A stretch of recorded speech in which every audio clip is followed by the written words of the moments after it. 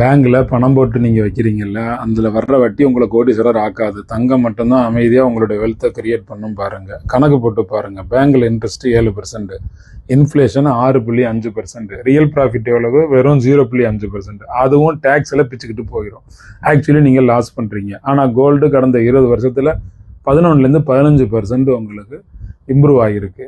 அதுவும் கடைசி 5 வருஷத்துல வருஷம் டபுள் ஆனிச்சு. டேக்ஸ் எஃபிஷியன்ட் கோல்டு தான், இன்ஃபிளேஷன் ப்ரூஃபும் கோல்டு தான், கிரைசிஸ் ப்ரூஃபும் கோல்டு தான். பேங்க்ல உங்க பணத்தை வச்சு வேற யாருக்கோ லோன் கொடுத்து அவங்க ப்ராஃபிட் பண்ணி பேங்குக்காரங்க தான் கோடீஸ்வரர் ஆகிட்டு இருக்காங்க. கோல்டு உங்களுக்கே டைரக்டா ஒர்க் பண்ணும், உங்களை கோடீஸ்வரர் ஆக்கும். நீங்க சேவிங் அக்கௌண்ட்ல பணத்தை வச்சுக்கிட்டு காத்துக்கிட்டு இருப்பீங்க. பேங்க் நடத்துறவர் தான் பணக்காரர் ஆகிட்டு இருப்பாரு. ஸ்மார்ட்டான மனுஷன் சிஸ்டமை புரிஞ்சுக்கிட்டு கோல்டை யூஸ் பண்ணி இன்வெஸ்ட் பண்ணுவான். கோல்டை பற்றின இன்னும் இன்ஃபர்மேஷன் வேணும்னா கேப்ஷனில் நம்பர் இருக்குது, உடனே ஃபோன் பண்ணுங்க, தெரிஞ்சுக்கலாம். குபேரயோகம் பயிற்சியில் கலந்துக்கங்க. பேங்கை தாண்டி வெல்த்தை எப்படி சீக்கிரட்டாக உடனே உயர்த்துறதுன்னு கற்றுக்கலாம்.